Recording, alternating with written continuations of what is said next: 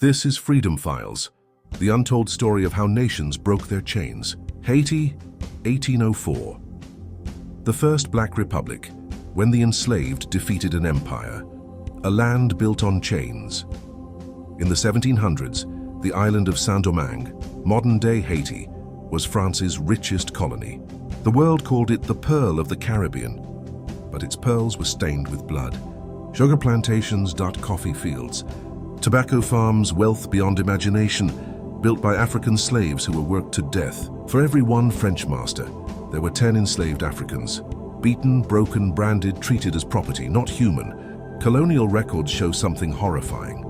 The life expectancy of a slave in Saint-Domingue was 7 years.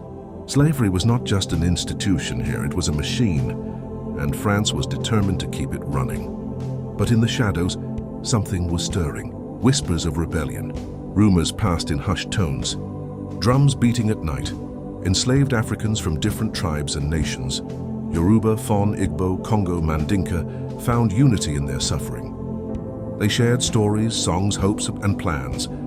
The night that lit the flame, Bois Caïman, 1791. On a stormy August night, deep in the forests of northern Haiti, hundreds of enslaved Africans gathered in secret. Leaders stood before them. Dutty Boukman, a warrior and priest, Cécile Fatiman, a priestess whose words ignited fire by torchlight.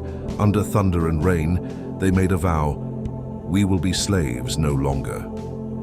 This moment, Bois Caïman, was the spark that set the island ablaze. Within days, plantations burned, masters fled, and the greatest slave uprising in history had begun. The rise of Toussaint Louverture.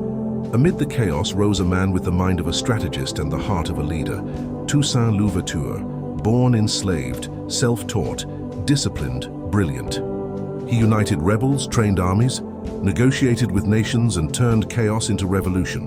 By 1794, the impossible happened. Slavery was abolished in the colony. France reluctantly agreed, but the fight was far from over. Toussaint became governor, rebuilding the land, restoring order, forming a black-led society unlike anything the world had seen. But France hated the idea of losing its richest colony, and a black man in power, Napoleon's betrayal. In 1802, Napoleon Bonaparte, ruler of France, sent 40,000 troops to Saint-Domingue under his brother-in-law Charles Leclerc. Their mission: restore slavery, destroy Toussaint, crush the revolution. They captured Toussaint through deception, shipped him to France, and locked him in a frozen prison cell in the Jura Mountains. He died there in 1803, saying, "In overthrowing me, you have cut down only the trunk of the tree of liberty. It will spring up again by the roots, for they are many and deep." He was right. Dessalines and the final war with Toussaint gone, his generals continued the struggle, led by the fierce and unbreakable Jean-Jacques Dessalines. Under his command, the former slaves defeated Napoleon's forces in a series of brutal battles. The French army, the most feared in the world, was destroyed by African fighters armed with courage, strategy, and a burning desire for freedom. On January 1st, 1804, Dessalines stood before his people and declared, "We are free, Haiti is independent." It became the first Black Republic in the world, the second independent nation in the Western Hemisphere, the only nation in history born from a successful slave revolt. The world trembled. Colonial powers panicked.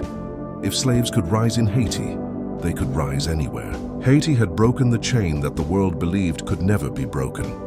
Moral of the story: freedom is not always granted by negotiation. Sometimes it is seized by those who refuse to live on their knees.